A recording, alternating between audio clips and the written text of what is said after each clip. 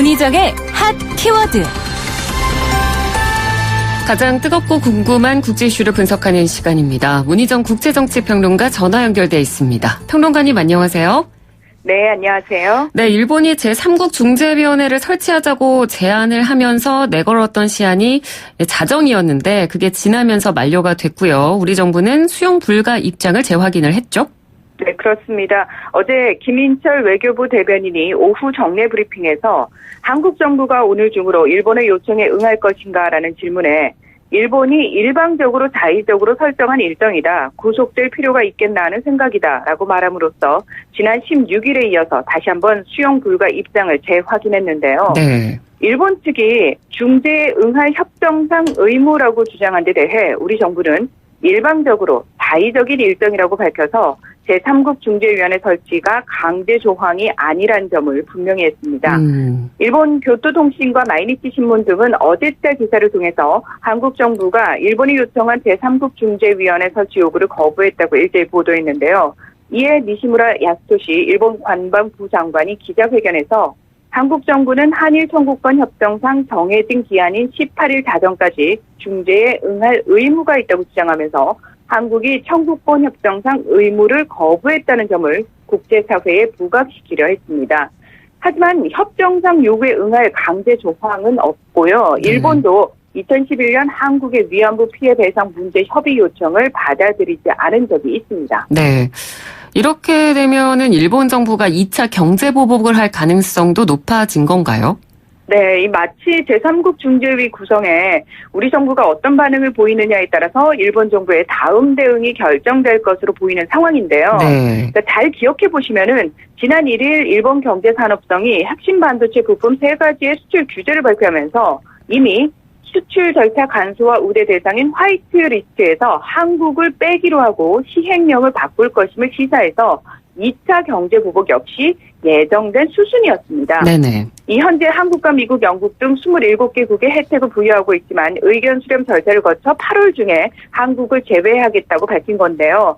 그때부터 의견 수렴 절차는 요식행위에 지나지 않고 이미 일본 정부는 단계적으로 보복 계획을 다 수립해 놨을 것이라는 게 전문가들의 대체적인 의견이었습니다. 예. 일본 경제산업성은 다음 주부터 한국을 포함한 일본 주재 해외 언론사를 대상으로 설명회를 개최할 예정인 것으로 알려졌는데요. 우리 정부는 이달 31일이나 다음 달 1일쯤 한국을 화이트 리스트에서 배제하는 발표를 할 것으로 예측한다면서 이렇게 되면 한국은 유효기간 3년의 포괄 허가를 받던 방식이 아닌 850개가 넘는 품목에서 유효기간 6개월짜리 개별 허가를 받는 국가가 된다고 설명했습니다. 네, 그러니까 말씀해 주신 것처럼 어차피 우리의 입장과는 상관없이 이미 일본은 보복 조치를 다 준비를 하고 있었던 건데요. 네네. 이 일본이 국제사법재판소에 제소할 거라는 얘기가 나왔었던데 이 부분은 어떻게 되는 건가요? 그러니까 일본 정부는 중재위가 설치되지 않으면 징용 피해자 배상 문제를 국제사법재판소 ICJ에 제소하겠다고 밝혀왔는데요. 네. 물론 우리 정부가 응하지 않으면 재판이 실제로 열릴 수는 없지만 이를 통해서 이슈 확산을 노리고 국제 여론을 유리하게 끌고 가기 위한 일본의 계산된 행동이라고 할 수 있습니다. 일본 언론들은 한국에는 이 국제사법재판소 소송에 응할 의무가 없기 때문에 당분간 제소는 보류할 것으로 보인다는 보도를 내놓고 있는데요. 일본 기업 자산의 현금화 조치가 본격적으로 실현되면 그에 대한 대항 조치로 이를 활용할 것으로 전망이 됩니다. 네. 한편 NHK는 일본 정부가 한국 정부가 응답하지 않았다는 이유로 오늘 남관표 주일 한국 대사를 도쿄 외무성으로 초치하는 방향으로 조율하고 있다고 전했는데요. 이 양국 모두 당분간은 오는 23일과 24일 스위스 제네바에서 열리는 세계무역기구 WTO 일반 이사회에서 자국의 입장을 설득력 있게 주장하는 데 집중할 것으로 예상됩니다. 네, 다음 주로 다가왔습니다. 좀 지켜봐야 될 것 같고요. 자, 이번에는 다음 주제로 넘어가 보죠. 지금 콩고에서 발생한 에볼라가 상당히 심각한 상황이네요. 네, 그렇습니다. 현지 시각으로 17일 세계보건기구 WHO가 아프리카 콩고 민주공화국에서 발생한 에볼라를 국제적 보건 비상사태로 발표했는데요. WHO는 국제보건규약에 따라서 국제공중보건 위협 사건에 대해서 국제공중보건 위기 상황을 선포하면 이 해당 전염병 발생 국가의 교역, 여행 등을 자제하라는 권고가 각국에 전달이 되고요. 국제적인 의료 대응 체계가 꾸려지게 됩니다. 네. 이 따라서 가장 심각한 전염병의 경우에만 사용하는 규정인데요. 이 WHO가 이같이 선포한 사례는 과거 4차례에 불과했고 이번이 5차례입니다. 이 WHO의 이번 발표는 루안다 접경 지역에 있는 콩고 민주공화국 동부 최대 도시인 고마시에서 에볼라 감염 환자고 확인되고 며칠이 지난 뒤에 나온 겁니다. 네. 아무래도 이런 세계적인 국제기구가 공식적으로 비상사태다라고 설표를 하게 되면 좀 심각하게 받아들이게 되는 경향이 있는 것 같습니다. 네, 그렇습니다. 그래서 왜 우리나라 언론에도 일제히 계속해서 주요 뉴스로 보도가 되는데요. 네. 지난 2016년 1월에 남미에 지카 바이러스가 확산을 했을 때 이 WHO가 보건 비상사태를 선포했다가 9개월 만에 해제한 바도 있었거든요. 네. 이 테워드로스 아드하눔 거브러여이수스 WHO 사무총장은 해당 지역 내에서 에볼라가 확산할 위험성은 높지만 그 지역 밖으로 퍼질 위험성은 낮다고 설명을 했습니다. 이 그동안 WHO가 백신을 공급하면서 에볼라 확산 방지에 나섰지만 전쟁 및 교전 등으로 에볼라를 차단하기 위한 의료 활동이 크게 제약을 받아왔고요. 또 최근 국제적 비상사태를 선포하는 방안을 놓고 전문가 의견을 수렴해왔습니다.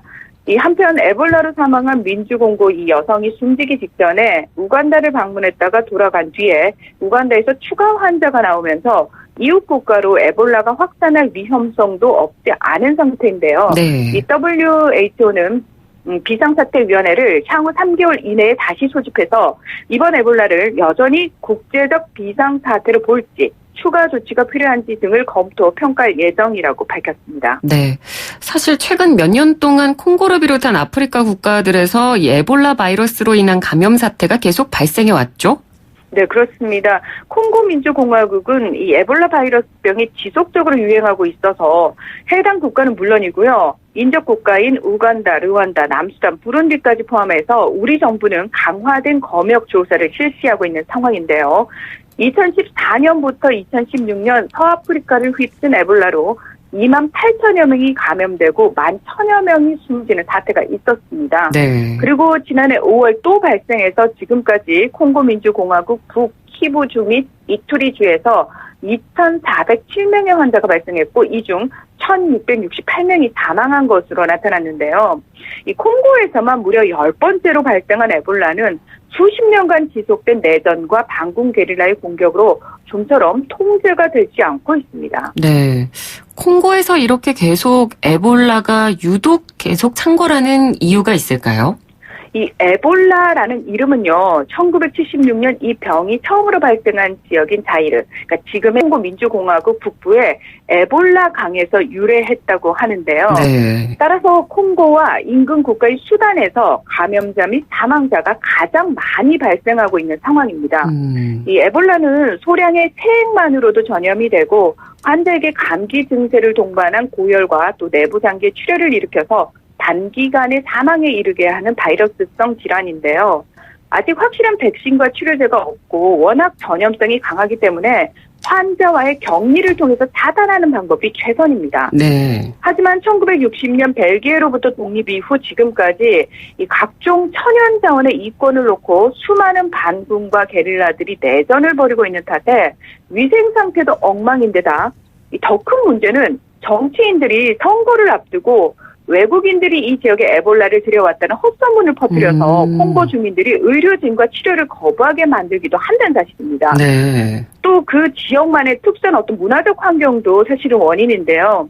일반적으로 시신을 만지는 전통 장례식을 고집하는 유가족들로 인해서 전염 차단 자체가 어렵고요. 또 이를 설명하는 의료진들에 대한 불신과 분노도 에볼라를 근절시키지 못하는 원인으로 작용하고 있는 상태입니다. 네, 그러니까 말씀해 주신 상황을 보면 백신과 치료제도 없고 전염성이 강한데 심지어 이 전통적인 어떤 문화적인 상황을 보면 전염을 막기도 어려운 그런 급박한 상황인데 그렇다면 치료 자체가 불가능한 거 아닐까요?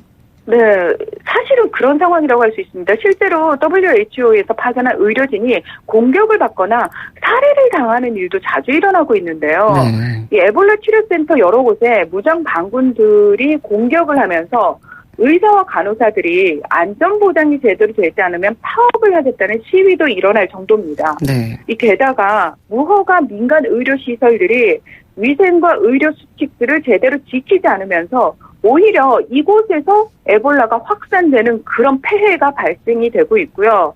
또 의료진이 예를 들어서 미리 마을을 방문해서 백신 접종의 중요성을 알리더라도 다른 청년 그룹이라든지 다른 세력들이 의료진을 방해하는 일도 벌어지고 있어서 네. 이 콩고 사회 전체가 에볼라의 심각성에 대해서 목소리를 모으지 않으면 현실적으로 에볼라로 인한 사회 혼란은 지속될 수밖에 없는 안타까운 상황입니다. 네, 그렇군요.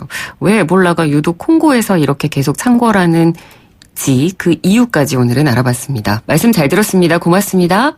네, 고맙습니다. 네, 지금까지 문희정 국제정치평론가였습니다.